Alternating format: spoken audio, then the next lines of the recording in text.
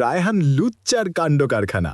Hello guys, আজকে আমরা নিয়ে এসেছি আরেকটা ফাটাফাটি মজার গল্প রায়হান লুচ্চাকে নিয়ে। রায়হান ক্লাসের সবচেয়ে চালাক ছেলে, অন্তত সে নিজে তাই ভাবে। একদিন সে ঠিক করলো আজকে ক্লাসে একদম প্রফেশনাল স্টুডেন্ট হয়ে থাকবে। চুলে জেল, সামনে বই খুলে ক্যামেরা অন করে বসে আছে।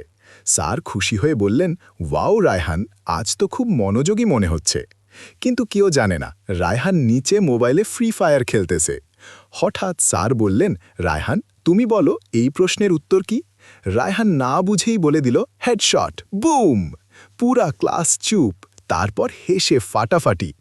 পরের দিন রায়হান নতুন প্ল্যান করে। সে ভাবল আজকে নেটওয়ার্ক সমস্যার নাটক করবে। স্যার প্রশ্ন করলেই সে ফ্রিজ হয়ে যাবে। স্যার ডাকলেন, রায়হান তুমি বলো। রায়হান একদম মূর্তি হয়ে বসে আছে, নড়ছে না। কিন্তু হঠাৎ তার মা পেছন থেকে এসে বলে, এই রায়হান এতক্ষণ ফোনে কি করিস? এবং পুরো ক্লাস সব শুনে ফেলল। স্যার বললেন, রায়হান তোমার নেটওয়ার্ক না, নাটক সমস্যা। আরেক দিন তো সে একদম লেজেন্ডারি কাজ করে। সে নিজের জায়গায় তার ছোট ভাইকে বসিয়ে দেয়। ভাইকে বলে, কেউ কিছু জিজ্ঞেস করলে বলবি জি স্যার।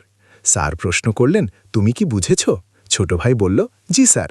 স্যার বললেন, কি বুঝেছ? ছোট ভাই, এইটা তো বলেন নাই। পুরা ক্লাস আবার হেসে লুটোপুটি। শেষে স্যার বললেন, রায়হান তুমি ছাত্র কম, কমেডিয়ান বেশি। রায়হান লজ্জা পেয়ে বলে, স্যার একটু আর দুইটাই। মজার শিক্ষা, বেশি চালাকি করতে গেলে শেষে নিজেই ভাইরাল হয়ে যাও।